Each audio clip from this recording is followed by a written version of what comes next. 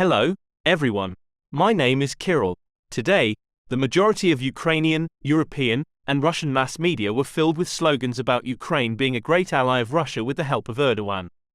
Many even refer to him as a friend of Vladimir Putin, supposedly because Putin saved him during an attempted coup.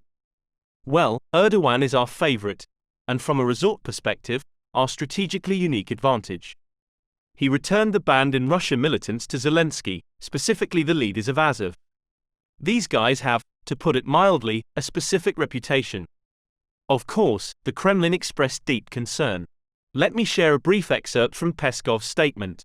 The return of Azov leaders from Turkey to Ukraine is nothing but a direct violation of the previously agreed upon terms. In this case, both the Ukrainian and Turkish sides have violated these conditions.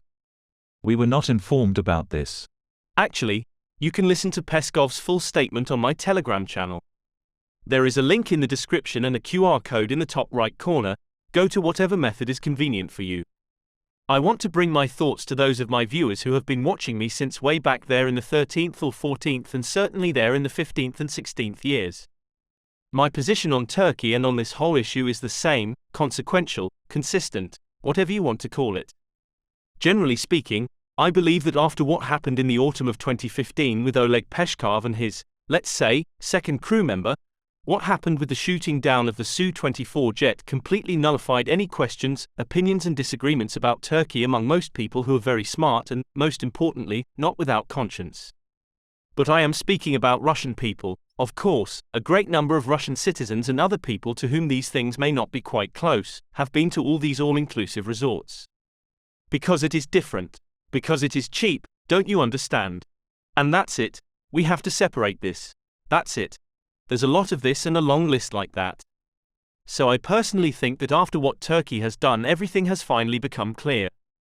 In general, Turkey has been Russia's strategic enemy throughout our modern history.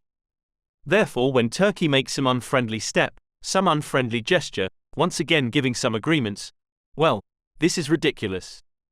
That agreement with the Sultan, or an agreement with someone else. They can only be wiped off, they have no force. My dear friends, I am telling you frankly. Well, it's funny. It is ridiculous to read all these statements, especially, again, from people who travel to these very resorts. I have never gone there in my life. And not because, dear friends, that I couldn't, and not because I liked it somewhere else, I just didn't do it as a matter of principle. Russian people have nothing to do there. If someone doesn't like history and thinks that history has changed since 2015, then 2015 is not enough for you. Well, okay, the year 2022 for the delivery of all these Bayraktars, that's not enough either. Here we are in 2023. Well, how much more can we explain to ordinary people? And you know, when ordinary people by the millions, no, maybe you, yes, you, my viewers who are watching this video now, they didn't go there or work in factories, and normal guys, women, and everything else. But you know millions of these Russo tourists, with their fake morality, who have flooded all these Antalias, all these resorts, what do they have there? I don't even know, with all these countless hundreds of videos, jokes, and so on. Well, so how can we blame the government for believing in Turkey, being scammed or deceived there, or not fulfilling agreements if we ourselves behave like this? Well, again, this is not for those who understand what I'm talking about, and not for me. In this case, my conscience is absolutely clear. I've never even flown anywhere on a layover in Istanbul. Well, this is just for understanding. That's why, honestly speaking, and this situation didn't surprise me at all. Once again, everything I said long before 2022 was proven, and all my old viewers will remind you of that in the comments. But for those who have joined just now, good morning. Turkey is a strategic, historical, geopolitical, and any other enemy of Russia.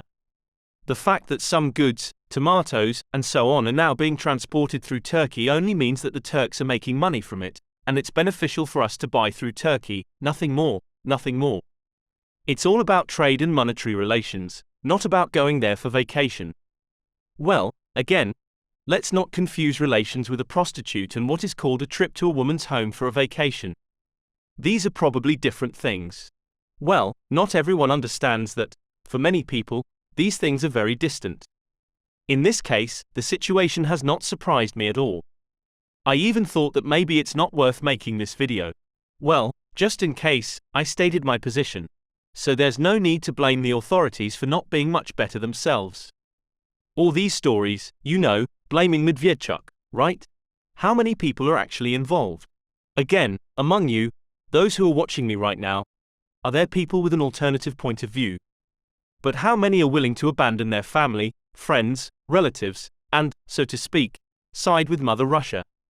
Think about this question. It's rhetorical. I've made my choice, and my position, so to speak, is again obvious and public. But I think most people, when faced with a choice between their homeland and a relative, well, make your own choice. That's it, the world is yours, think for yourselves and good luck.